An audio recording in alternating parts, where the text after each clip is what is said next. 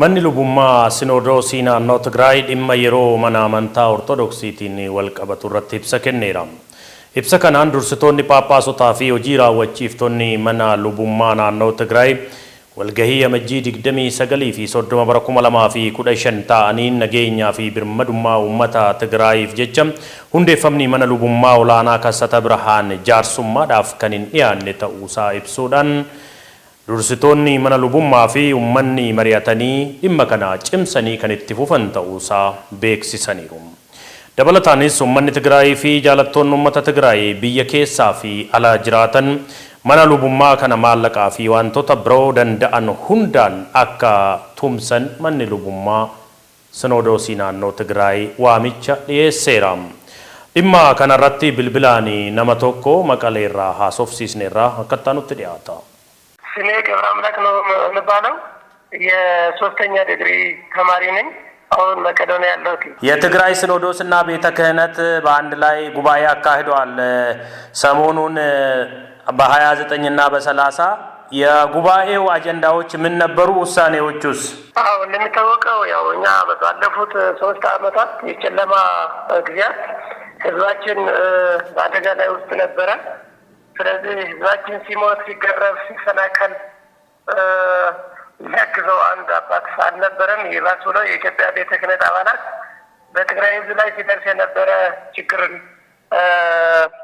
አግዘው ነበር ሲንቀሳቀሱ የነበርና አሁን በእኛ የትግራይ ሲኖዶስና ቤተ ክህነት አባቶች ከጥር 29 እስከ ጥር 30 2015 ዓ.ም በመቀሌ ላይ ስብሰባ አድርገው ነበር ዋና ዓላማው አንዱ ቤተ ክርስቲያናችን የሰላም ፈላጊ ነችና በትግራይና በመንግስታትና በኢትዮጵያ መንግስታት መካከል የተደረገው የሰላም ስምምነት እንደሚደግፉ ነው የገለጹት ወና እንደዛ ነው የነበረው አጀንዳው ሰላም ፈላጊ ስለነበር ቤተ ክርስቲያን መስበክ ያለባት ስለ ሰላም ነውና ስለዚህ ስለሱ ነበር ሁለተኛ ደግሞ የትግራይ ሲኖዶስና የትግራይ ቤተ ክህነት የተመሰረተው ማለት ነው በህዝባችን መስዋዕትና የቆየ ህዝባችን ፍላጎትን ስለነበረ እሱ ወደ ኋላ እንደማይልና በታምር ወደ ኋላ እንደማይችል እንደማይቀለበስና አንደም ለመጠናከር በውጭም በውስጥም ያሉ የትግራይ ሲኖዶስ እና ቤተ ክህነት ደጋፊዎች የቻላቸውም እገዛ እንዲያደርጉልን ጥሪ ነው የቀረበውና በዚህ ነበር ዋናው አጀንዳው ማለት ነው ሰዋን እንደተረዳ ነው የኢትዮጵያ ኦርቶዶክስ ተዋሕዶ ቤተክርስቲያን በሚቋቋሙ ሲኖዶሶች ላይ ያላትን አቋም በመግለጽ ላይ ትገኛለች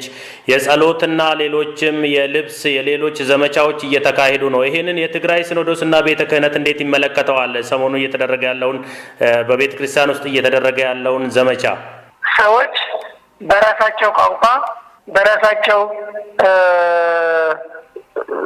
አካሄድ ላይ ለመስራቱ ተቃውሞ የለንም ማንንም የትግራይ ተወላጅ የትም ክልል የራሱ የቤተ ክህነት ተቋቁሞ ህዝቡን የሚጠቅም ሃይማኖታዊ እንቅስቃሴዎችን ማድረጉ ማንንም ትግራይ ተቃውሞ ስለሌለው ሲኖዶስ አባላትን ተቃውሞ የትግራይ ቤተ ክህነት አባላትን ተቃውሞ ይኖራቸዋል የሚል እምነት የለኝም ስለዚህ በኢትዮጵያ ላይ እየተደረገ ያለው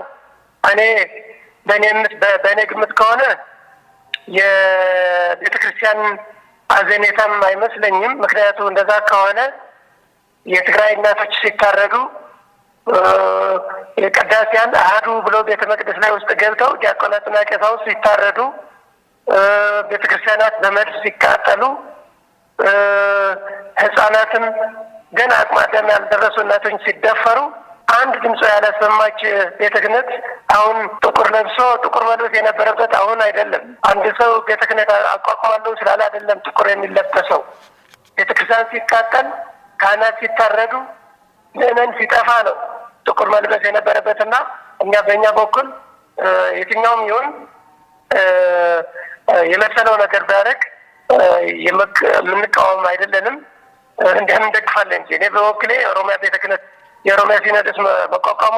እጅግ በጣም ነው ደስ ያለኝ ሁሉም ትግራዋይም ይሄንን የሚቃወም ያለ አይመስለኛል